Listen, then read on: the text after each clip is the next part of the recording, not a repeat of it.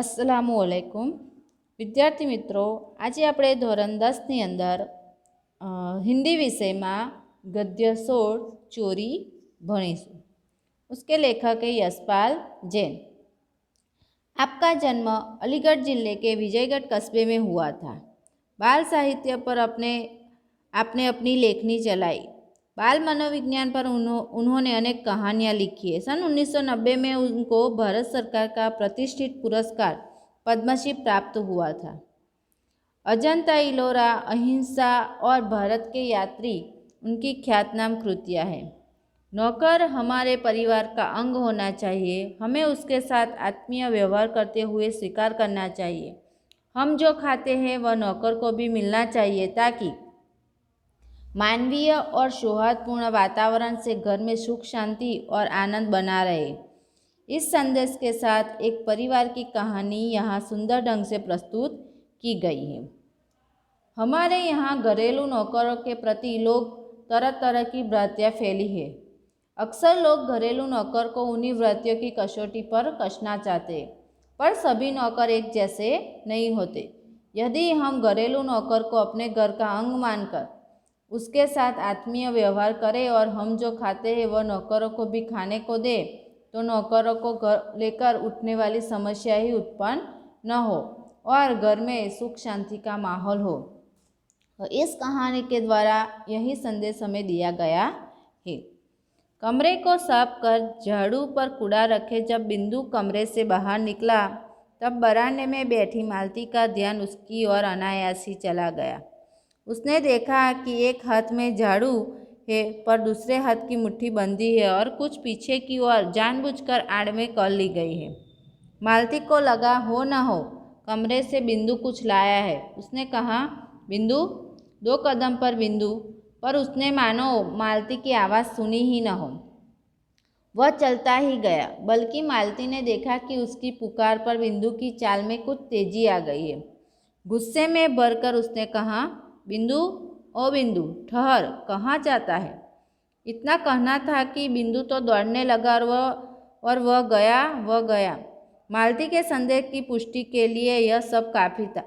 उसने तेजी के साथ कहा, सुनते हो जी, देखो बिंदु कुछ लिए जा रहा है, जल्दी आओ। बिंदु वो मालती और नंदन का घरेलू नौकर है। एक दिन घर के एक कमरे में झाड़ू लगाकर कूड़ा झाड़ू पर रखकर दूसरे हाथ की मुट्ठी बांधे हुए वह बाहर आता है। बिंदु की बंधी मुट्ठी देखकर मालती को संदेह होता है। उससे लगता है कि बिंदु ने शायद घर में से कोई कीमती चीज़ चुराई हो। मालती बिंदु को रोकने के लिए कहती है, लेकिन बिंदु उसकी आवाज़ अनसुनी करके और तेज़ी से बढ़ने लगता है। जब वह चिल्लाती है तो वह भागने लगता है। नंदन अंबरे कमरे में बैठे अपने पत्र के लिए कुछ लिख रहा था।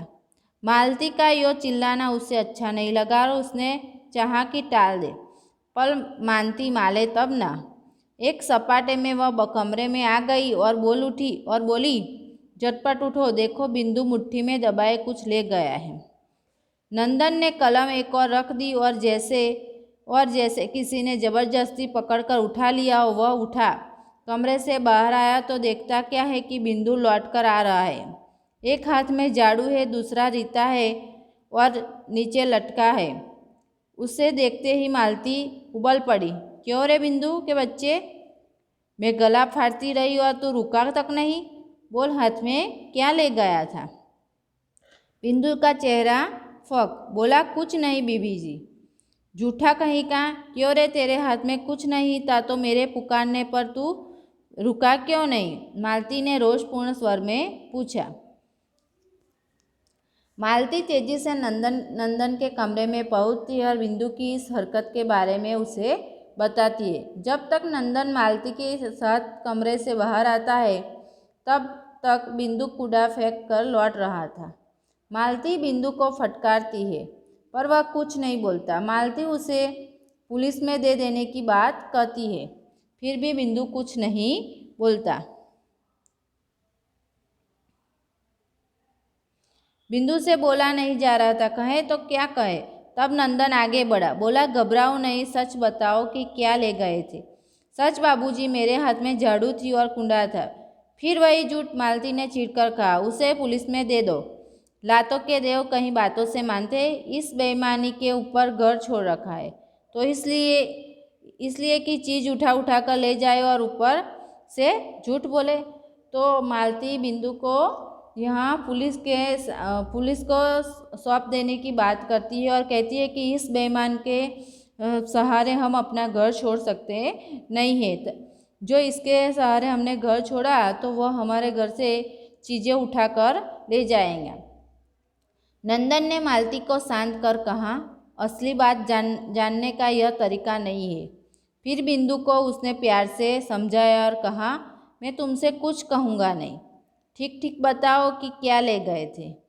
किंतु बिंदु घबराया सा खोया सा धरती की ओर देखता रहा और नंदन का बहुत आग्रह हुआ तो उसने इतना ही कहा, मैंने कुछ नहीं लिया।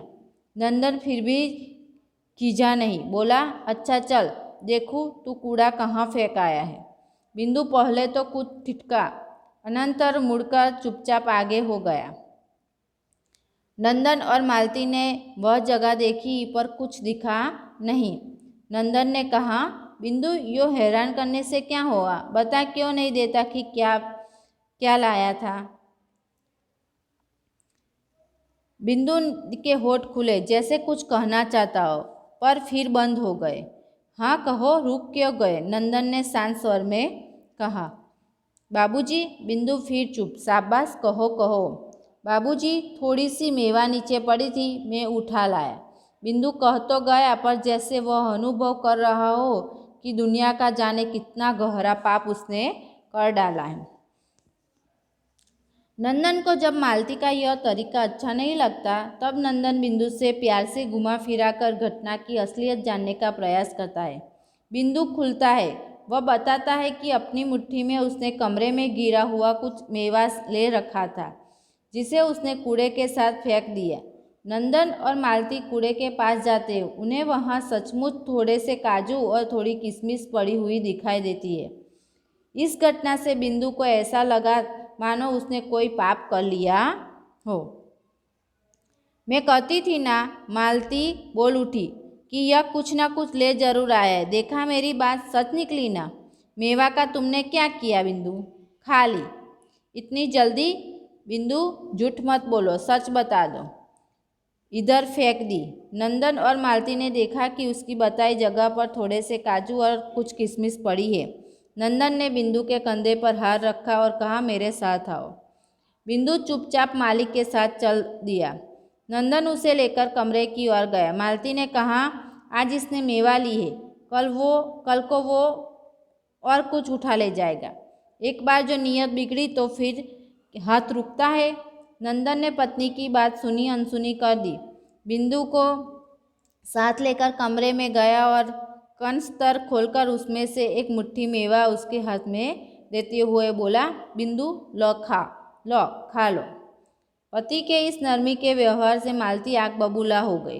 बोली, ऐसे ही नौकर बिगड़ते हैं। उसे कुछ कहना तो दूर, उल्टे उसकी खुशामद कर रहे हो।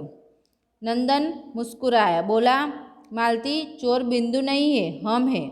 हम क्यों ऐसी चीज़ें खाए जो उसको सबको नहीं मिलती। इसी से तो चोरी की भावना को जन्म मिलता है। हम लोग रोज़ मेवा खाते। एक दिन इस बेचारे का मन चला आया और थोड़ी सी ले ली तो क्या होगा। जब नंदन बिंदु के कंधे पर हाथ रखकर उसे कमरे में ले जाता है, वह कनस्तर यानी कि टीन का डिब्बा से एक मुट्ठी मेवा निकालकर बिंदु को खाने के लिए देता है। वह मालती को समझाता है कि हम लोग रोज़ मेवा खाते। एक दिन इस बेचारे का मन चला गया तो क्या हो गया। चोरी तब तक नहीं रुकेगी जब तक सबको सब चीज़ें नहीं मिलेगी। लेकिन मालती को बिंदु के साथ नंदन का इस प्रकार का नरमी का व्यवहार पसंद नहीं आता।